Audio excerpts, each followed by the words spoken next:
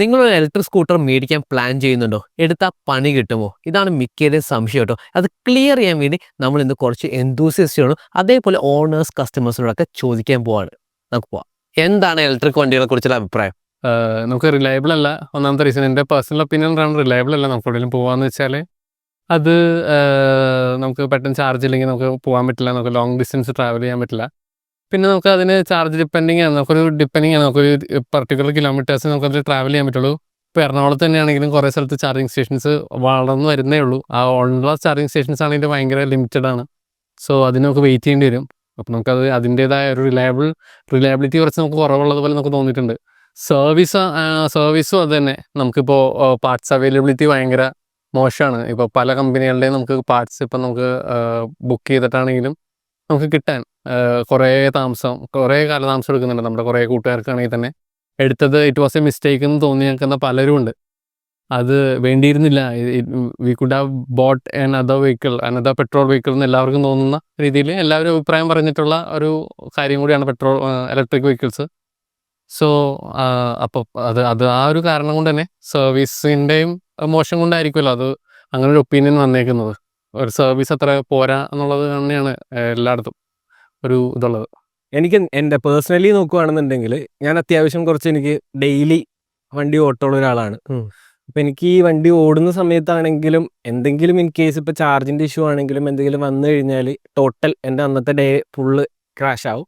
അതായത് നമ്മളിപ്പോൾ ഞാൻ തന്നെ ഇപ്പോൾ പേഴ്സണലി കുറേ സ്ഥലത്ത് കാണുന്ന കാര്യം തന്നെയാണ്. ഓൾമോസ്റ്റ് എല്ലാ സ്ഥലത്തും ചെന്ന് കഴിയുമ്പോഴത്തേക്കും അവിടെ ചാർജിങ് സ്റ്റേഷൻ ഉണ്ടാവും, പക്ഷേ അവിടെ ആൾക്കാർ വെയിറ്റിംഗ് ആയിരിക്കും, ക്യൂ ആയിരിക്കും. നമ്മളിപ്പോൾ അടുത്ത വണ്ടി ചാർജ് ചെയ്ത് കഴിഞ്ഞാൽ മാത്രം നമുക്ക് ചെയ്യാൻ പറ്റുള്ളൂ.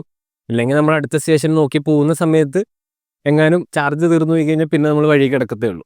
സർവീസ് ഇഷ്യൂസ് ഞാൻ കുറേ കേൾക്കുന്നുണ്ട് ഇതിനെ പറ്റിയിട്ട്. ഒട്ടും റിലയബിൾ അല്ലാത്തത് കൊണ്ട് തന്നെ ആൾക്കാർക്ക് ഇപ്പോൾ കുറേ പേര് എടുത്തിട്ട് കുടുങ്ങിപ്പോയോ എന്നൊരു സംശയമായിട്ട് നിൽക്കുന്ന ആൾക്കാരാണ് എല്ലാവരും കൂടുതൽ. എനിക്കറിയാവുന്ന എൻ്റെ ഫ്രണ്ട്സ് ആണെങ്കിലും വണ്ടിയുടെ പേരായിട്ട് ഞാൻ പറയുന്നില്ല, പക്ഷേ എടുത്ത വണ്ടികൾക്ക് അവർക്ക് ഇഷ്യൂസ് ഉണ്ടായിട്ടുണ്ട്.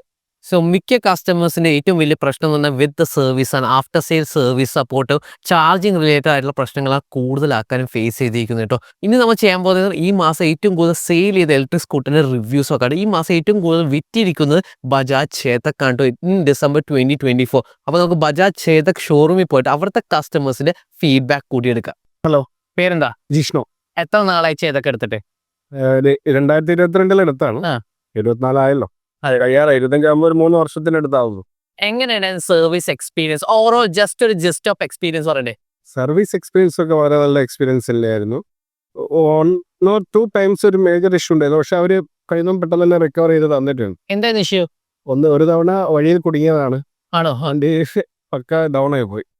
പിന്നെ ഒരു തവണയും സെക്കൻഡ് ടൈമിൽ ഇതേപോലെ തന്നെ ഓൺ ദ വേയിലായിരുന്നു. അന്ന് പിള്ളേരുണ്ടായിരുന്നു, അന്ന് കുറച്ച് സ്ട്രഗിൾ ചെയ്തു. പിന്നെ ഇവിടെ കൊണ്ടുവന്നു. പിന്നെ ബദ്രി സാറൊക്കെ ഉണ്ടായിട്ടാണ് പെട്ടെന്ന് അത് കഴിച്ചിലേക്ക് പോയത്.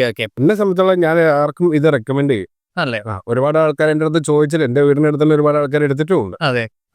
പക്ഷെ ഇത് നമ്മളത് ഫസ്റ്റ് ടൈം ആണ്, അതുകൊണ്ട് ഒരു ടെൻഷനും കാര്യങ്ങളും ഉണ്ടായിരുന്നു. പക്ഷേ ഓടി ഇപ്പം നല്ല കംഫർട്ടാണ്. പിന്നെ എൻ്റെ ഫാമിലിനെ സംബന്ധിച്ചോളം ഇത് വളരെ ആപ്റ്റായ ഒരു വണ്ടിയാണ്. അതുകൊണ്ട് മാത്രമാണ് ഞാനിത് ചൂസ് ചെയ്തത്. ഒരു ഫാമിലി വെഹിക്കിൾ എന്ന രീതിയിൽ എനിക്ക് ഭയങ്കര ഇഷ്ടപ്പെട്ട വണ്ടിയാണ്. ഇതിന്റെ ബോഡിയോ ആ മെറ്റൽ ബോഡി എല്ലാം വളരെ സിമ്പിൾ ആണ്. ഞാൻ ഫസ്റ്റ് ടെസ്റ്റ് ഡ്രൈവ് എടുത്തത് വിത്ത് ഫാമിലി ആയിട്ടാണ് ഞാൻ വന്നത്. ടെസ്റ്റ് ഡ്രൈവ് വരെ എടുത്തത്. എനിക്ക് വളരെ ഇഷ്ടപ്പെട്ടു. ഞാൻ വേറെ EVs വേറെ ഓട്ടി നോക്കിയിട്ടുണ്ട്, ബട്ട് അതിനെക്കാട്ടൊക്കെ എനിക്ക് ഒരുപാട് കംഫർട്ടായിട്ട് തോന്നി. നല്ല സസ്പെൻഷൻ, ഒരുപാട് ഇതിന്റെ മുകളിൽ ഇപ്പം നമ്മളെ മോഡ് മാറ്റി കളിക്കേണ്ട ആവശ്യങ്ങൾ, അങ്ങനത്തെ പല പ്രശ്നങ്ങളും പല വണ്ടികളും ഞാൻ കണ്ടിട്ടുണ്ട്. പിന്നെ നമ്മളൊരു സ്കൂട്ടർ ഓട്ടിക്കുന്ന സെയിം ഹൈറ്റ് ആയാലും എല്ലാം കൊണ്ടും എനിക്ക് വളരെയധികം ഇഷ്ടപ്പെട്ടൊരു വണ്ടിയാണ്. പിന്നെന്താ, നമുക്ക് ലോങ് റൈഡ് പോകാൻ പറ്റില്ല, സിറ്റി റൈഡിന് വളരെ നല്ലൊരു വണ്ടിയാണ്. ചാർജിങ് ടൈം ഒക്കെ വീട്ടിൽ തന്നെ ചാർജ് ചെയ്യാൻ ഞാൻ വീട്ടിൽ തന്നെയാണ് ചാർജ് ചെയ്യാറുള്ളത്. മാക്സിമം ഇപ്പൊ എനിക്ക് തോന്നുന്നു ലാസ്റ്റ് ടൈം ചാർജ് ചെയ്യുന്ന സമയത്ത് ഒരു 4 to maximum 4 hours full charge. ഏത് വേരിയന്റ് കയ്യിലുള്ള? അതിപ്പോ 2413 എന്ന് പറഞ്ഞ വേരിയന്റ് ആണ് എന്റെ കയ്യിലുള്ള. സ്റ്റാർട്ടിംഗ് ഉണ്ടായിരുന്ന വേരിയന്റ് അല്ലേ? EV ഇപ്പൊ അഡോപ്റ്റിംഗ് സ്റ്റേജ് ആണ്. കുറെ ബ്രാൻഡുകൾ ഇറക്കുന്നുണ്ട്, അവർക്ക് കുറെയൊക്കെ ഇഷ്യൂസ് വേറെ കോമ്പറ്റീറ്റീവ് ബ്രാൻഡ്സിലൊക്കെ വരുന്നുണ്ട്. അപ്പൊ ഓവർ ടൈം ചേതക് ഒരു പെർഫെക്റ്റ് പ്രോഡക്റ്റ് ആയോ? ഇപ്പൊ എങ്ങനെയുണ്ട് സർവീസ് ആണെങ്കിലും ഇതിന്റെ സ്പെയർ പാർട്ട്? എന്റെ വണ്ടീനെ സംബന്ധിച്ചോളം എനിക്ക് ഈ പുതിയ വണ്ടികൾ എങ്ങനെയാണെന്നുള്ളതിനെ കുറിച്ച് ഞാൻ ചേതകിന്റെ പുതിയ മോഡൽസ് എങ്ങനെയാണെന്നുള്ള ഞാൻ നോക്കിയിട്ടില്ല. ബട്ട് എന്നെ സംബന്ധിച്ചോളം ഇതിൽ ഞാൻ കംഫർട്ടാണ്. പക്ഷെ ഒരുപാട് അപ്ഡേഷൻസ് വന്നുകൊണ്ടിരിക്കുന്നുണ്ടെന്നുള്ളത് ഞാൻ അറിയുന്നുണ്ട്.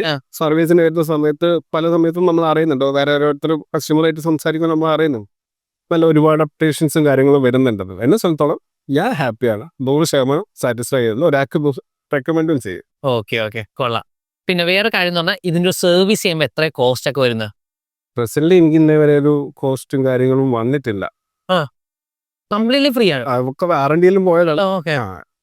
ഞാൻ പറഞ്ഞല്ലോ സ്റ്റാർട്ടിങ് എടുത്തതിനെ കൊണ്ടുള്ളതാണെന്ന് എനിക്ക് തോന്നുന്നത്. ബാക്കി ഫർദർ ഈ ബ്രേക്ക് പാഡ് വരുന്ന സർവീസ് അതൊക്കെ അതൊന്നും അതിന് മാത്രം പൈസ വരുന്നില്ല. ഒരു അറൗണ്ട് എനിക്ക് തോന്നുന്നു 500-800 ഇൻ ബിറ്റ്വീൻ ആ റേഞ്ചിൽ വന്നിട്ടുള്ളൂ. ഒരു 1-2 തവണ എനിക്ക് അത് മാറ്റേണ്ടി വന്നിട്ടുള്ളൂ. ഇത് ഫുൾ ചാർജ് ചെയ്യുമ്പോൾ എത്ര റേഞ്ച് കിട്ടുന്നത് കറക്റ്റ് ആയിട്ട് ഓടിക്കുമ്പോൾ? ആദ്യം 91 സംതിങ് ആയിരുന്നു ഉണ്ടായത്. പിന്നെ ഇപ്പം റീസെന്റ് അതൊരു 109 എന്നുള്ള രീതിയിലേക്ക് കൂടി. അത് നമ്മൾ ഡിപ്പെൻസ് നമ്മൾ ഡിസൈനിനനുസരിച്ചിരിക്കും. പിന്നെ എത്ര ബോഡി വെയിറ്റ് എത്ര വരുന്നുണ്ട് അതൊക്കെ നമ്മുടെ മൈലേജിന് ബാധിക്കുന്ന കാര്യങ്ങൾ തന്നെ. അതെ. എന്നെ സംബന്ധിച്ചോളം എനിക്ക് കിട്ടിയിരിക്കുന്നത് ഓവറോൾ വെരി സാറ്റിസ്ഫൈഡ് വിത്ത്. തീർച്ചയായും. അതെ, എല്ലാവർക്കും റെക്കമെൻഡ് ചെയ്യും. ഞാൻ പറഞ്ഞല്ലോ, ഞാൻ ഓൾറെഡി ഒരുപാട് ആൾക്കാർക്ക് റെക്കമെൻഡ് ചെയ്ത് കഴിഞ്ഞു, 3-4 ആൾക്കാർ എടുത്തു കഴിഞ്ഞു. കൊള്ളാം ചേട്ടാ, അത് അറിയാൻ വേണ്ടിയാണ് വന്നത്. Thank you. എൻ്റെ പേര് ദീപക് എന്നാണ്. നമ്മളിങ്ങനെ കുറച്ച് വീഡിയോസ് ഒക്കെ ചെയ്യുന്നത്. ചേതക്കിൻ്റെ വീഡിയോ ചെയ്യുമ്പോൾ കുറച്ചൊരു ഓണർഷിപ്പിന്റെ ഒരു ഓഡിയൻസിനെ നമുക്കൊരു ഓണർഷിപ്പ് ഒരു റിവ്യൂ എടുക്കാൻ വേണ്ടി ഞാൻ വന്നിരിക്കുന്നത്. ബ്രോഡ് ഒരു ഓണസ്റ്റ് ഒപ്പീനിയൻ പറ, എങ്ങനെയുണ്ട് വണ്ടി? വണ്ടി അടിപൊളി വണ്ടിയാണ്. ആണോ? എത്ര നാളെ എടുത്തിട്ട്? ഞാനൊരു 2 year ആയിട്ടോ. 2 year. എത്ര കിലോമീറ്റർ ഒക്കെ ഓടി? ഒരു 24K. ഇതൊരു ഫുൾ ചാർജ് എത്രയൊക്കെ കിട്ടുന്നത്? ആക്ച്വൽ ആയിട്ട് എത്ര കിട്ടുന്നുണ്ട്? എനിക്കൊരു 90 പ്ലസ് ഒക്കെ കിട്ടുന്നുണ്ട്. കൊള്ളാം. ഇത് എടുത്തിട്ട് എന്തെങ്കിലും പണികളോ എന്തെങ്കിലും സർവീസ് ലെവലിലെ പ്രശ്നങ്ങളോ വല്ലതും ഉണ്ടായിരുന്നു? ഇതുവരെ കംപ്ലൈൻസും കാര്യങ്ങളൊന്നും ഇല്ല. പക്ഷേ ഒരു ചാർജിങ്ങിന്റെ ചെറിയൊരു ഇഷ്യൂ ഉണ്ടായിരുന്നു. എന്താ ഇഷ്യൂ? അത് ചാർജ് കയറാൻ ചെറിയൊരു ബുദ്ധിമുട്ടുണ്ടായിരുന്നു. ഓക്കെ. പെട്ടെന്ന് സർവീസ് സെന്ററിനെ വിളിച്ചതിന് ഒരു 2-3 ദിവസം കൊണ്ട് പാർട്സിന്റെ ഒരു വെയിറ്റിംഗ് ഉണ്ടായതുകൊണ്ട് അത്ര ഡേ ആയിട്ടുള്ളൂ. കിലോമീറ്റർ കൊറ്റ ചാർജിൽ ഓടിച്ചിട്ടുണ്ട്. ഞാനൊരു 73. ഇത് വീട്ടിൽ ചാർജ് ചെയ്യാനൊക്കെ എളുപ്പമാണോ? അതെ, ഭയങ്കര വലിയ പ്രശ്നമൊന്നുമില്ല. കംപ്ലൈൻസും കാര്യങ്ങളും വലിയ പ്രശ്നങ്ങൾ വരുന്നത്. ഈ സർവീസ് കോസ്റ്റ് ഒക്കെ എത്രയാണ് വരുന്നത് ഇത് ചെയ്യുമ്പോൾ? സർവീസ് കോസ്റ്റ് വരുമ്പോൾ ഒരു 1000 റേഞ്ചിലൊക്കെ വരുന്നു. ഓക്കെ. അതിന് വലിയ പ്രശ്നങ്ങളൊന്നും വലിയ പ്രശ്നങ്ങളും കാര്യങ്ങളൊന്നും. ഡിലേ ഉണ്ടോ സർവീസിനല്ലോ? ഇല്ല, ഒരു 1 day ഒക്കെ തന്നെ വണ്ടി കിട്ടും അല്ലേ? പിന്നെ വണ്ടിയെ കുറിച്ച് പറയാനുള്ള കാര്യം എന്താ? ബ്രോഡ് ഒരു ഒപ്പീനിയനിൽ എന്താണ് വണ്ടിയെ കുറിച്ച് ജസ്റ്റ് ഇതിന്റെ ബോഡിയോ ഇതിന്റെ സീറ്റിംഗ് പോസ്റ്റ് സസ്പെൻഷനൊക്കെ എങ്ങനെയുണ്ട്? കാണാൻ തന്നെ ഒരു ലുക്കാണിത്. ഭയങ്കര റെട്രോ ലുക്കാണ്, അടിപൊളിയാ. പിന്നെ വണ്ടി ഓടിക്കുമ്പോൾ നല്ലൊരു കംഫർട്ടും കാര്യങ്ങളൊക്കെ ഉണ്ട്. പക്ഷേ നമ്മളിപ്പോ പുതിയ ഓല കാര്യങ്ങളൊക്കെ വന്നപ്പോൾ ഫുൾ കംപ്ലൈന്റ്സ് ഒക്കെ പറയുന്നുണ്ട്. പക്ഷെ അതേ ഇത് കമ്പയർ ചെയ്യുമ്പോൾ ഇത് അടിപൊളി വണ്ടിയാണ്. എന്തുകൊണ്ടാണ് ചേതക്ക് എടുക്കാൻ കാരണം? മെയിൻ റീസൺ എന്താ?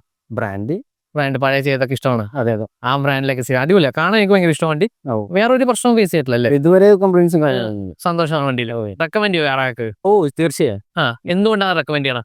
എനിക്കൊരു 93 കിട്ടിയിരുന്ന റേഞ്ച് കിട്ടുന്നുണ്ട്. ബാക്കിയുള്ള വണ്ടി ഇതുവരെ കിട്ടിയിട്ടില്ല എന്നാണ് ബാക്കിയുള്ള ആൾക്കാർ യൂസ് ചെയ്തത് പറഞ്ഞത്. ഓക്കെ. അപ്പൊ അതുകൊണ്ടാണ് ഇതൊക്കെ ഞാൻ ഒരാൾക്ക് റെക്കമെൻഡും ചെയ്തിട്ടുണ്ട്. അല്ലേ? അതെ, അവരെ വണ്ടി എടുത്തിട്ടുണ്ട്. കൊല്ലം ബ്രേക്കിംഗ് ഓക്കെ ആണോ വണ്ടിയുടെ?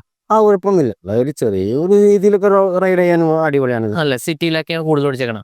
വേറെ ഓവർ ഹീറ്റിംഗ് അങ്ങനെ വലിയ ഇഷ്യൂ ഇലക്ട്രിക്കലായിട്ട് ബന്ധപ്പെട്ട് എന്തെങ്കിലുമൊക്കെ പ്രശ്നം വന്നുണ്ടോ? അല്ല, ഇതുവരെ വന്നിട്ടില്ല. ഇനി ഭാവിയിൽ വരുമെന്ന് പറയാനും പറ്റില്ല. കൊള്ളാം. ഹാപ്പി എല്ലാം വിത്ത് സർവീസ് പാർട്സിനൊന്നും പ്രശ്നം ഉണ്ടായില്ല? ഇല്ല, പാർട്സ് ഇതേപോലെ തന്നെ ഈ OBCന്റെ പ്രശ്നം കൊണ്ട് ഒരു 3 ദിവസം കൊണ്ട് വണ്ടി തിരിച്ചു കിട്ടി. ഓക്കെ ഗൈസ്, അപ്പോൾ നമ്മൾ ഇതാണ് എടുത്തത്. ഒറിജിനൽ ആയിട്ട് ഫ്രം ദ ഓണറിലുള്ള ഒരു ഒപ്പീനിയനാണ് ഞാൻ കേട്ടിരിക്കുക. ഒരു ഓണർഷിപ്പ് റിവ്യൂ തന്നെ കേട്ടിരിക്കുന്നത്. എങ്ങനെയുണ്ട് sir? Thank you for your honest opinion. So മിക്ക ഇലക്ട്രിക് സ്കൂട്ടേഴ്സിനും കുറേ complaints issues with after sale service ആണെങ്കിൽ ബിൽഡ് ക്വാളിറ്റീസാണ് മിക്കതും റിപ്പോർട്ട് ചെയ്ത കാര്യങ്ങൾ കേട്ടോ. സോ ബജാജ് ചെയ്ത ഓവർ ദ ഇയേഴ്സ് അവരുടെ സർവീസ് അതേപോലെ ആഫ്റ്റർ സെയിൽ സർവീസാണ് ഇംപ്രൂവ് ചെയ്തിരിക്കുന്ന. പുതിയ കുറേ മോഡൽസ് മുതൽ വിത്ത് ബെറ്റർ റേഞ്ചും ചാർജിങ് കേട്ടോ, വിത്ത് ഓൺ ബോർഡ് ചാർജിങ് ഒക്കെ കൊണ്ടുവന്നുകൊണ്ട് എല്ലാ കസ്റ്റമേഴ്സും most customers very much happy with the vehicle ആണ് കേട്ടോ. അതാണ് പറയാനുള്ളത്. നമ്മൾ കുറേ പേരടുത്ത് പോയി റാൻഡം ആയിട്ട് കുറേ കസ്റ്റമേഴ്സും അതേപോലെ ഓണേഴ്സിനോടൊക്കെ നമ്മൾ റിവ്യൂ എടുത്ത അതിൽ ഏറ്റവും സാറ്റിസ്ഫൈഡ് ആയിരിക്കുന്ന ബജാജ് ചെയ്ത കസ്റ്റമേഴ്സ് ആയിരുന്നു കേട്ടോ. എങ്ങനെയുണ്ട് സാർ? അപ്പോൾ നിങ്ങളുടെ ഇലക്ട്രിക് സ്കൂട്ടർ ഓണർ ആണെങ്കിൽ നിങ്ങളുടെ സർവീസ് എക്സ്പീരിയൻസ്, നിങ്ങളുടെ ഓവറോൾ എക്സ്പീരിയൻസ് ഒന്ന് കമൻറ്റ് ചെയ്യുക കേട്ടോ. സോ ഇതായി ബന്ധപ്പെട്ട് എന്തെങ്കിലുമൊക്കെ സംശയങ്ങളുണ്ടെങ്കിൽ comment down below. And thank you for watching. അടുത്ത വീഡിയോ കാണാം.